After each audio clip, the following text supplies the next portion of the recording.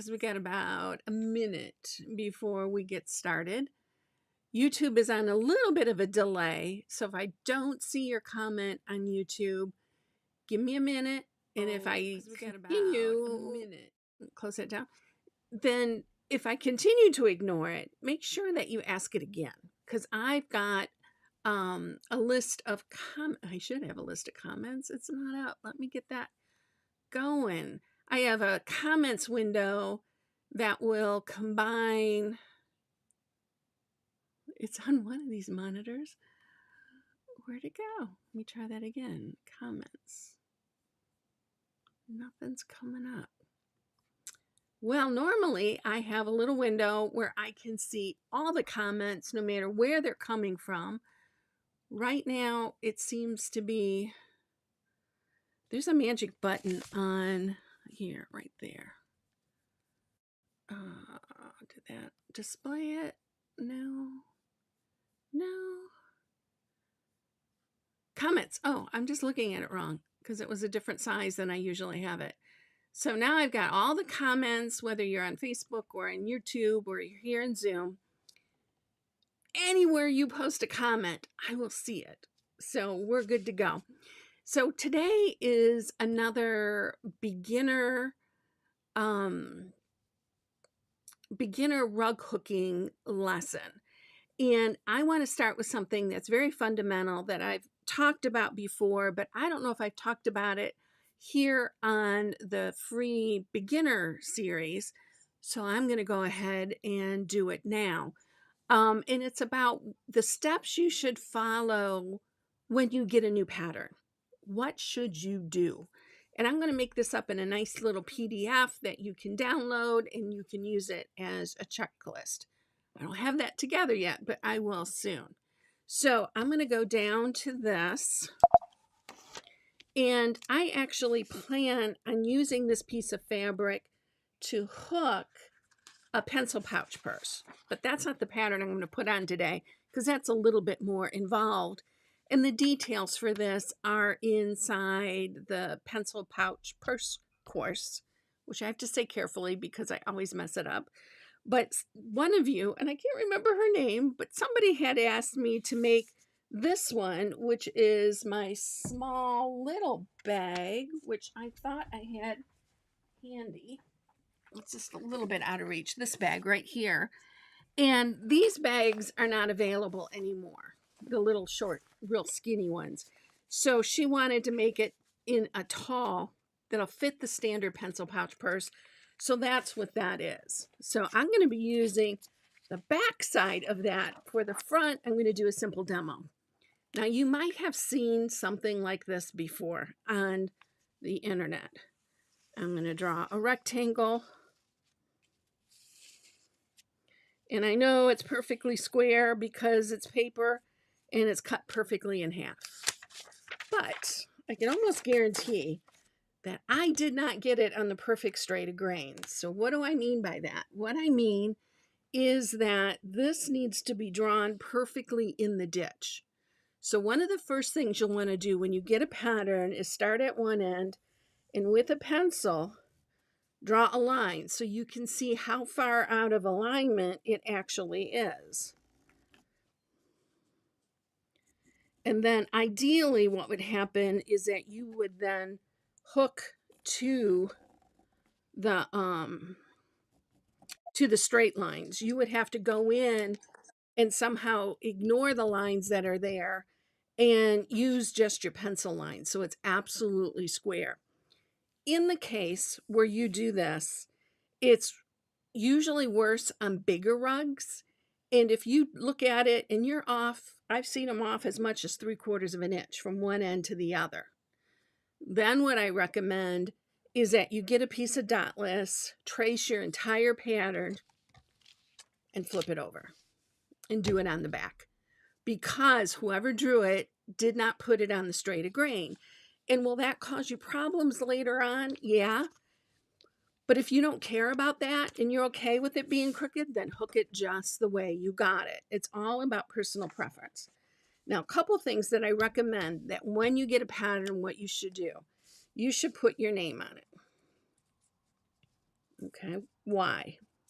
Usually right underneath here is going to be the name of the pattern by blah, blah, blah, and the designer, right? Put your name on it somewhere. Then underneath it, put your phone number. What happens when you're at a workshop and you take this off your frame, put it on your chair, and then get in your car and start driving home? Someone finds this when they're putting the chairs away. They can go, oh, this is Cindy's. Here's her phone number. I'm going to call her. I'm in my car. I'm 5 miles away. I can turn around and come back, right? Otherwise, it becomes a much bigger problem. The other thing, we checked for to see if that all 4 of the lines were in the ditch, which this one's not. The next thing that you need to do is to check from the pencil lines, is it square? It's about 11 inches that way, and it's shorter this way. It's only about 10.5 this way. So what I would do is pull on it. I like to start out with my piece square. It doesn't always happen, and I can't see those markings, so I'm just gonna, oh shoot. Keep my finger there as best I can. Get it back up there, and that's perfect. Okay, so now I can start hooking. If you start hooking when it's kind of wabberjaw and it's out of square this way or out of square this way, when you hook it, it sort of reinforces that shape. So I like to just do a real quick, just to make sure that the backing is not skewed one way or another. I'll have some people who will contact me and say, I have a problem with this backing. Fill in the blank, because it applies to all of them. And whenever I get it, it's not square. Well, you just have to pull on it to make it square. And then once you've done that, then you're good to go. The other thing that I recommend that you put on your piece here is the date you started it. So today is the 3rd. And then a workshop, and then the teacher. Okay, and I explain as soon as I get that done. Okay, why do I recommend that? I recommend that because later on, you are going to be making your label for the back of your rug. And you might not get this finished for 2-3 years. And I challenge you to remember what workshop and what teacher did you start that in? Some you will never forget. You'll always remember who the teacher was, and that's fine. Others fade from memory very quickly, and it can be as quickly as like a month after. Whose class was I in? I don't remember her name. So it just depends on how big of an impact that teacher made with you. But if you put all that information on there, you'll have it for your label. And if you're a member of the rug cooking journey, you will have it for your Notion art catalog, which if you're not filling that in, ask me questions about that, and I can help you get started with that, because that is a huge resource, and it creates sort of a catalog of your work. It gives you a chance to sort of look back on what you've accomplished, what you've done, and it just feels so good to be able to see it all together. The way I used to store all my data was in file folders or in a directory, right? And yeah, the images are there, but you can't actually see them. In the Notion Art Catalog, you can put day 1 with nothing hooked on it, day 2 with a little bit of hooking, day 3 with more hooking. You can just continue to add more pictures as you take them, so you have sort of a running history of the rug that you made. So that's what I recommend for pattern prep when you start a new pattern. So what do you guys do for pattern prep? Pattern prep. That is harder than I thought it would be to say. If you're on YouTube, you can put it into the chat and I'll see your question there. But if you're here on Zoom, feel free to simply unmute or raise your hand. You can do it digitally or you can do it this way. I will see you. if you got your camera on. Kim's got a question. Go ahead, Kim.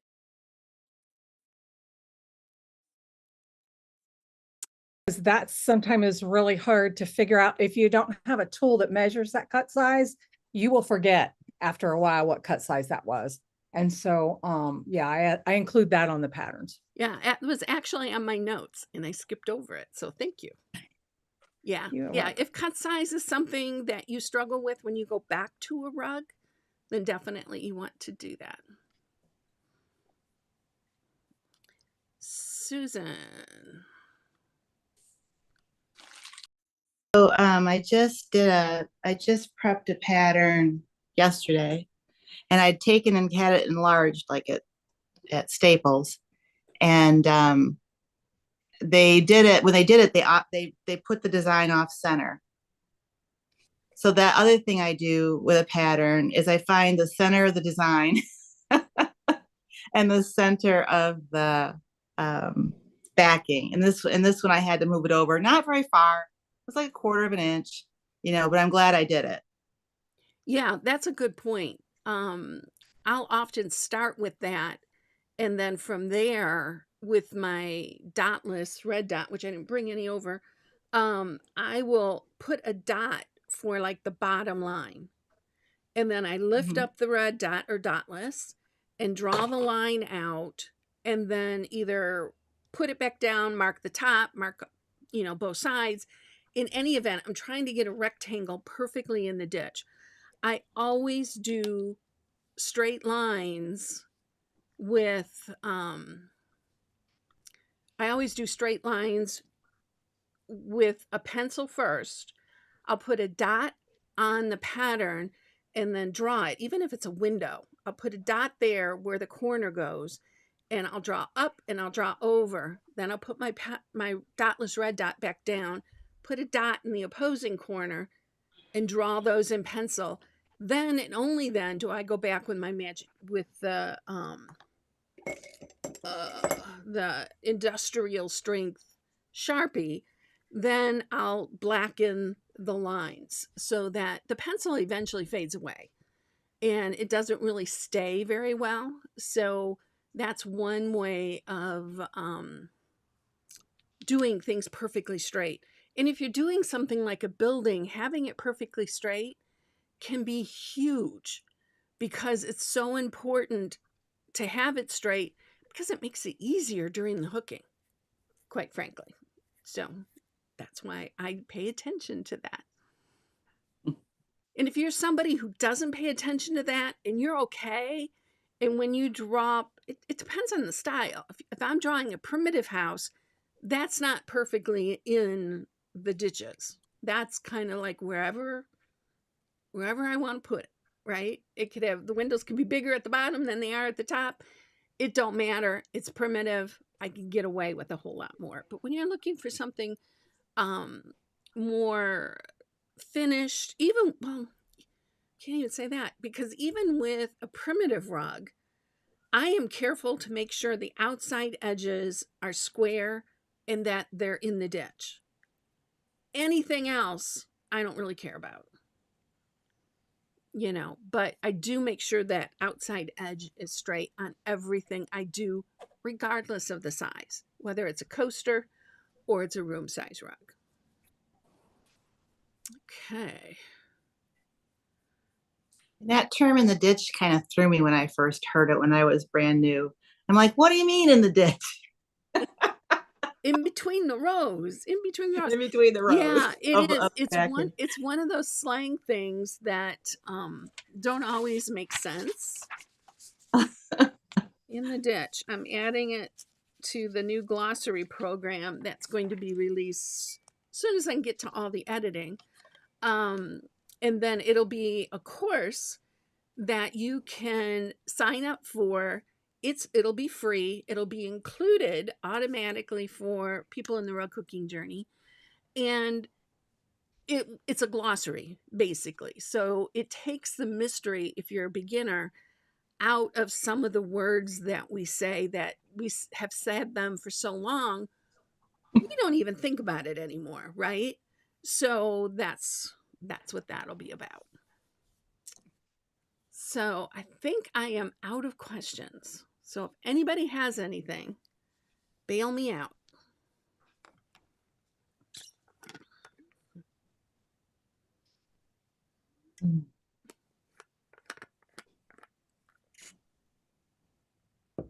Okay, if you're on Facebook or if you're on YouTube, it looks like both connections are still holding. So go ahead and put a comment in and I'll be able to see that. You'll be doing it just like Linda did. She said hi. She's on Facebook. Hi, Linda. But if you've got a question, I need questions.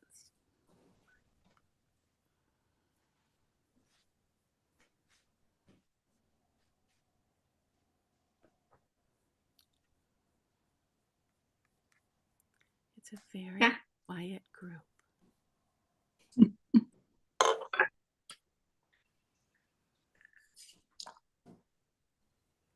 Nobody. Okay, so we've got some shy people going on. I think what I'll do, it's only been 15 minutes.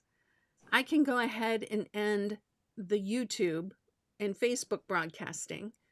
And then what I'll do is go back to Zoom where my members are, and we'll continue with questions that are not of a beginner nature.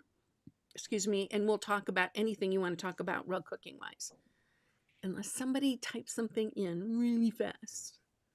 I've got one thing that's, even though I've been hooking for a while, that still gets me sometimes is filling in something.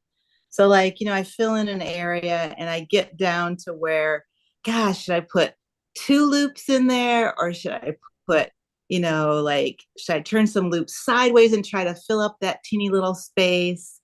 Or, you know what I mean? Yeah. It's still often a puzzle.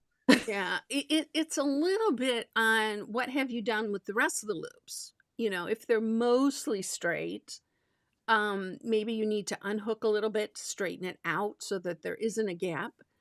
But I will often on purpose do what I call jigsaw puzzle, which shoot, I'm just going to do that on this backing because I'm going to turn this backing over anyways, right?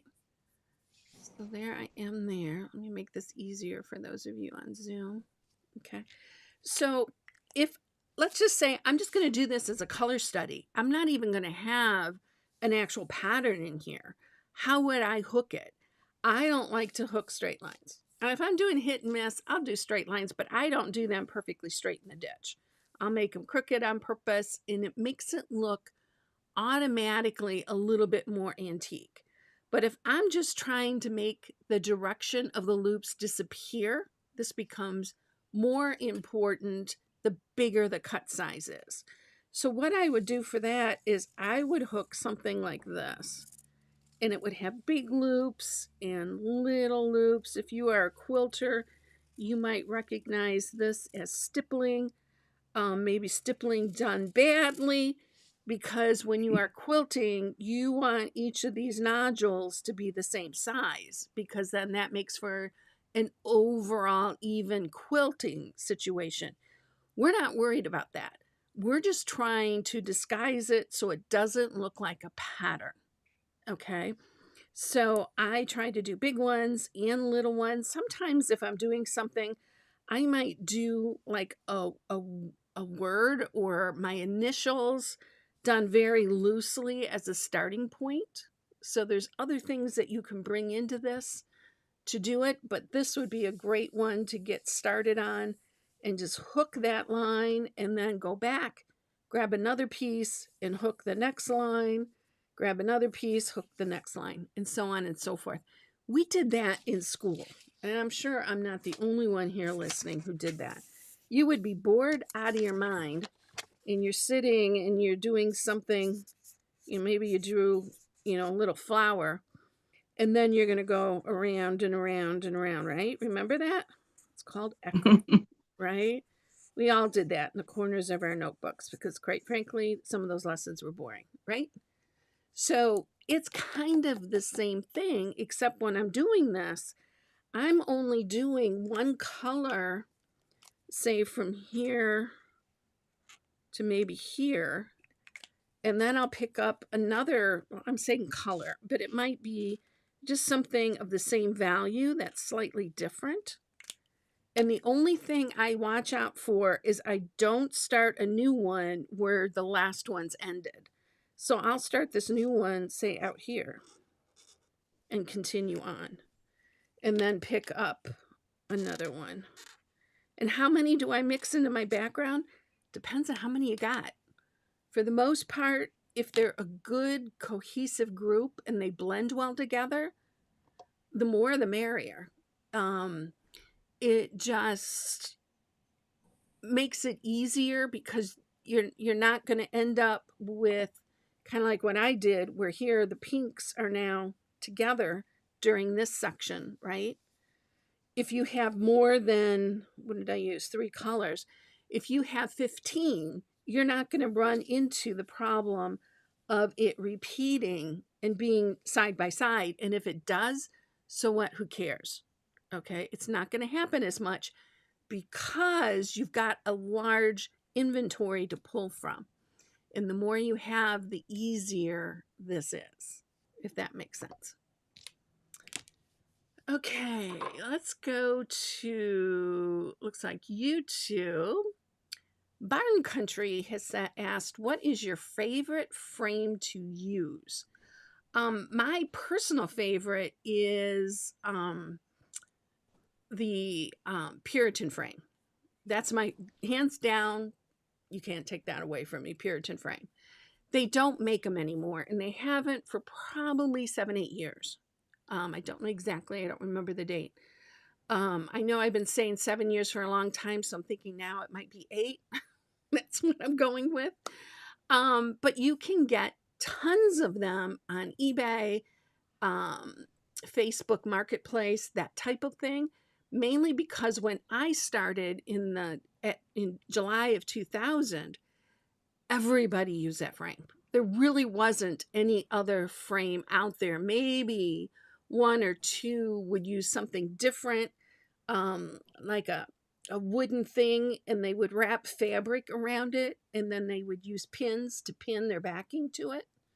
Also cuts up your arm a little bit. But there were people who did that, but for the most part, most of the people back then used a Puritan frame. Those people are now getting out of rug hooking and selling their supplies. So you're going to be able to find them pretty regularly on the used market, that type of thing.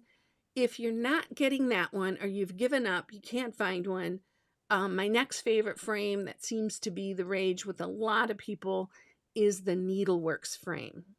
So what you need to do is Google Cindy Gay recommendations. And boom, a page will show up. Sometimes the links are broken because, not because of something I did, but because of something they did. Like if I'm recommending something on Amazon and they're not selling it anymore, that link will be broken. But you can get the link to the Needleworks frame. You got to buy the stand and the frame to make that a good system. But a lot of people use that pretty regularly. That's what I would recommend. And if you get a chance and you go to a hook-in or you go to a workshop, spend that time looking at people's equipment, asking questions. Where did you get it? How long ago did you buy it? A lot of the stuff is made in people's garages, and when that person retires, no one picks it up. So sometimes you can find what someone else had, sometimes you can't. So it's a little bit of a treasure hunt. So Barn Country, that's what I would recommend. See what you can do to find that as a source. But a good Puritan frame will serve you well. It holds that nice and tight. So Pam is asking, and this is a little bit of an indoor joke. She's almost done with her zoo rug. And she says, do I have to do straight? Straight on the very outside edges, yes. And yours should be there. It should be straight. Just draw those lines. And if you can't draw it right up against the loops, because I know most of your rug is done, count over like 3 or 4 threads and then draw the line. And then at the other end, count how many threads are left. And that'll tell you if you're right on the edge where you need to be or where you are. But let's get that baby done. That's what my recommendation is. So Dee is asking, back to the puzzle cooking, how do you do that around a flower? Okay, so that's real easy. Let me draw up something really quick. Let's go here to the down camera. Let's say we have a triangle. We're going to have a flower. And we're going to have a circle. And here's the outside edge of it. One of the biggest questions I get is, there's not enough backing here. I can't do it. Well, you can. You just have to do it a little bit modified. So the first thing I would do is I always hook one row of background around the motifs. Now this might be in multiple wools. This is not all the same wool, or it can be the same wool if you're trying to get a really cool, what I call a backlit effect. So for instance, if this is going to be dark brown, maybe this first outline is going to be black, or it's going to be tan. You can go lighter, you can go darker. You know, it doesn't really matter each way. But then once you have that, you have the outside edge, which I tend to hook a row around here as I'm going. I don't do it in advance. Now let me tell you why. Because once I get that going, I might go, oh, you know, that line's too far away. Let's bring that in a little bit closer. So I don't want to have to unhook a whole lot of stuff, you know, if I hooked it all the way down and around on a really large rug, right? So then when I want to do the jigsaw puzzle, I just hook where there's room. I'll hit and bump into these loops, maybe bump into these loops here, and then kind of come over, and wherever I have to stop, I stop. This, rather than coming straight down, I would probably do this kind of thing. And I can do lines that go off of the thing. I can stop and start it wherever I need to. This is the kind of thing I would do. The beauty of this system is that you have this kind, you got a row of background around all your motifs. You've got this line kind of all around, and it gives you a little bit of a sense of what is that particular backing. What is that wool, that combination that you put together? What does that look like? Do I like it? If it's not on your pattern, you're not going to constantly be evaluating it, right? Then when you're ready to come through and do it again, you're going to hook basically until you fill up the spot. And again, this is going to be your changing wools as you're going. This is how I usually end up creating little voids. I'll come back and fill that. Or next time when I've got a shape like that, I might come down, come over, and that'll fill it in. So it's just a matter of looking ahead, knowing where you're going to be causing voids, and plugging those as you go, if you can. That will get that taken care of. But if that doesn't work, then you can just plug it after the fact. Look at the holidays lesson inside the basics course, and that'll get you through to that.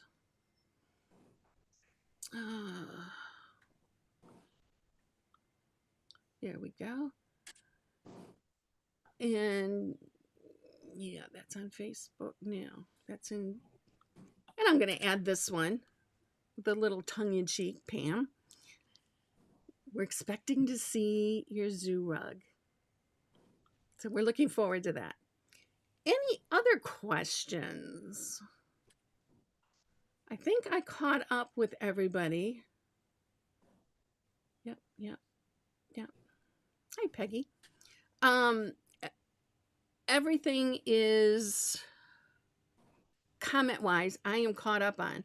So if you have a question, if you are here on Zoom, feel free to raise your hand, or just unmute and ask your question. And if you're on YouTube, be sure to add it to the comments, and then I will see it. Or Facebook. I'm seeing Facebook comments also.